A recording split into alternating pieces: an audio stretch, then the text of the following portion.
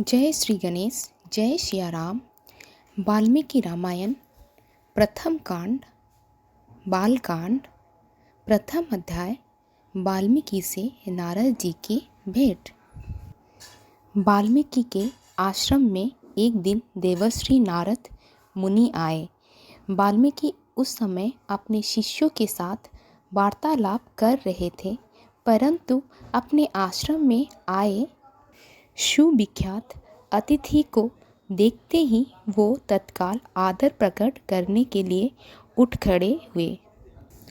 नारद मुनि को प्रणाम करने और उन्हें आरामदायक स्थान पर बिठाने के बाद ऋषियों ने नारद जी के पैर धोए और उनका यथोचित आदर सत्कार किया। एक दूसरे से कुशल क्षेम पूछने के बाद वाल्मीकि बोले, सत्य को जानने वाले में सर्वश्रेष्ठ है नारद मुनि। कृपया करके मुझे बताइए कि पृथ्वी में इस समय सभी महान पुरुषों में सर्वश्रेष्ठ कौन है? वो कौन है जो सर्वाधिक ज्ञानी और सबसे अधिक शक्तिशाली है?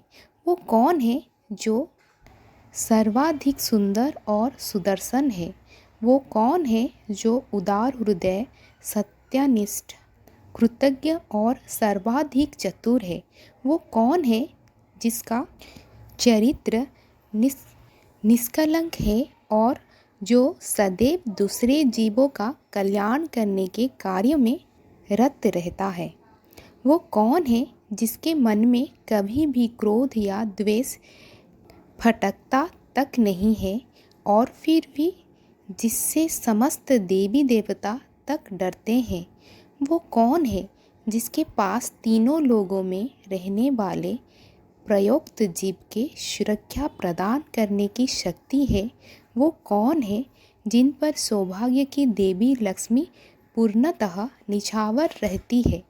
कौन है वो जो समस्त ऐश्वर्य के पूर्ण आगार है? नारद मुनि बोले, हे ऋषिवर, राम नामक एक राजा है जिन्होंने इक्ष्वाकु वंश में महाराजा दशरथ के पुत्र के रूप में जन्म लिया है। वो समस्त सद्गुणों का मूर्त रूप है।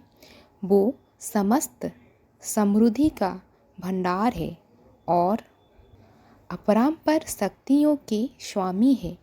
उनकी बलशाली भुजाएं उनके घुटने तक पहुंचती है। उनकी ग्रीवा शंख के समान 3 रेखाओं से आभूषित है। उनका वक्षस्थल और उनके कंधे चौड़े हैं। उनका शीश अत्यंत भव्य है और उनके नेत्र विशाल है। उनका रंग हरित आभा युक्त सांवल और दैदीप्यमान है। उनका कद मध्यम लंबाई का है और उनके हाथ पैर सममित और सुगठित है। उनके विद्युत्व अथाह है। वो अत्यंत संयमी है। उनकी वाणी गंभीर है और वो अत्यंत वाक्पटु है।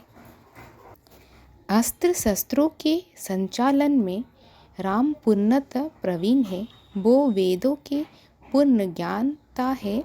वो धार्मिक सिद्धांतों का आदर्श रूप से पालन करते हैं और वो वर्णाश्रम व्यवस्था के ध्वजवाहक है। एक और वो समस्त शत्रुओं के संहारक है, तो वही दूसरी ओर वो पूर्णतः समर्पित आत्माओं के एकमात्र आश्रयदाता है। उनके संकल्प शक्ति अटूट है और उनकी स्मृति त्रुटिहीन है। वो बुद्धिमान, दयालु और सागर के समान गंभीर है। युद्ध में उनका पराक्रम सर्वश्रेष्ठ नायक के समान होता है। सभी जीवधारी उन्हें प्रेम करते हैं और वो मित्रों व शत्रुओं दोनों के प्रति निष्पक्ष रहते हैं। राम का बल हिमालय के समान है। उनकी शक्ति और साहस भगवान विष्णु के समान है। सुंदरता में वो पूर्णमासी के चंद्रमा को भी मात करते हैं। उनकी सहनशीलता पृथ्वी के समान है और उनका क्रोध समस्त ब्रह्मांड को जलाकर राख कर देने वाली प्रचंड अग्नि के समान है। सत्य तो ये है कि राम ही संपूर्ण ब्रह्मांड के पालनहारक है और भगवान विष्णु के अवतार होने के कारण वो सभी प्रकार से उनके समान है।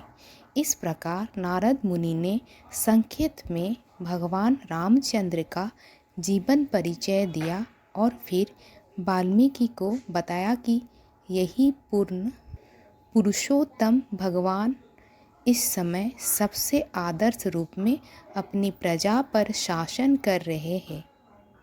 नारद जी बोले, भगवान राम के राज्य में कोई भी व्यक्ति बीमारी या मानसिक पीड़ा से ग्रस्त नहीं है। सभी लोग अत्यंत प्रसन्न और समृद्ध हैं और उन्हें जोरों का, अभाव का या भूख का कोई भय नहीं है।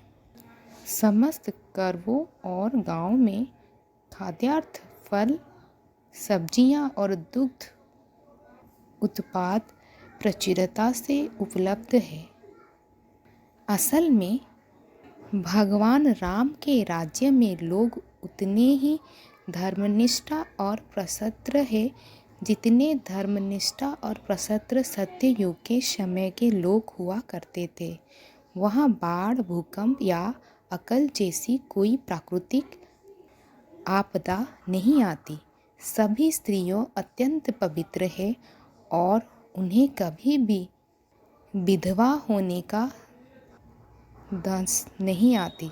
सभी स्त्रियां अत्यंत पवित्र है और उन्हें कभी भी विधवा होने का दंश नहीं भोगना पड़ता।